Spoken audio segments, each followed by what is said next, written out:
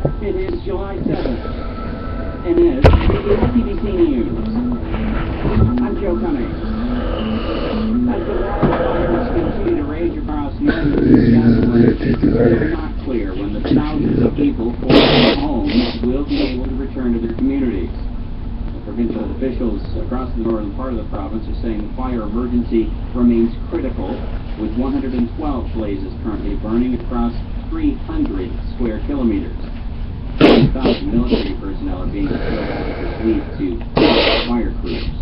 Meanwhile, in British Columbia, air quality advisories have been issued across southern Vancouver Island, along the mainland coast, Metro Vancouver, and the Fraser Valley, as the province's growing wildfires create a heavy blanket of haze over BC's southern coast.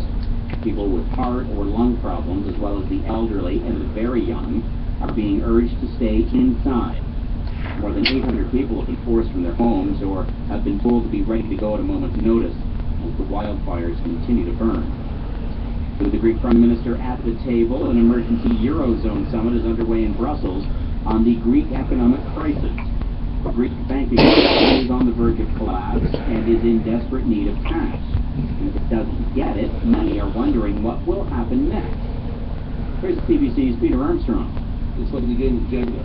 If they pull the wrong cube, the whole edifice can come tumbling down. Alex Jurszewski from Recovery Partners has spent years running the numbers on Greece's options. He says legally, Greece is still required to use euros, but practically, Jurszewski says when a country runs out of money, they can fudge it. They can issue splits to the population. They can issue coupons. So, a government IOU is the beginning of a sort of formal shadow economy. The IOUs would be all but worthless outside of Greece. But if you're in Greece and you're a pensioner, you're going to take a script and you're going to go down to the pharmacist, and those things will serve as money. Many analysts have said Greece will consider printing drachmas, the country's old currency. But time is a volatile commodity. Banks will remain closed until Thursday, and there's still no clear plan about what Greece will do then. Peter Armstrong, CBC News, Toronto.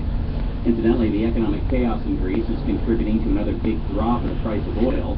The slow rebound that began in the spring is now over. The price fell again yesterday, and oil is now trading at just above $50 a barrel. That is expected to lead to even more layoffs in Alberta. So the Parliament building is facing a major renovation starting in 2018. Canada's senators are going to be forced out of the upper chamber. The plan is to temporarily house the Senate at a nearby heritage building. But it turns out getting that building ready for its new tenants is proving to be more expensive than planned. Tom Perry reports.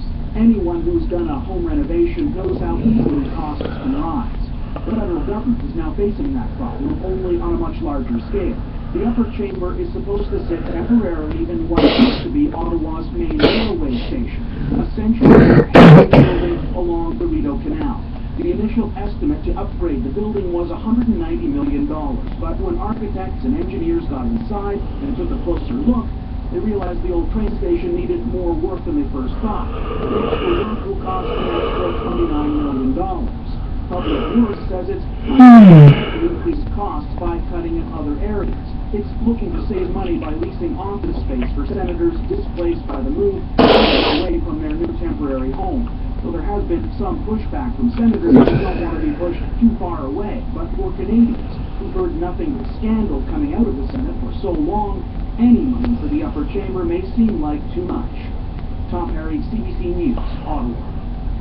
Today marks the 10th anniversary of the London transit bombings of 2005. Ceremonies are taking place across the city to pay tribute to the 52 victims and their families.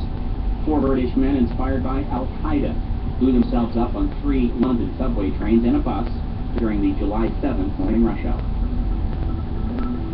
And that is CBC News.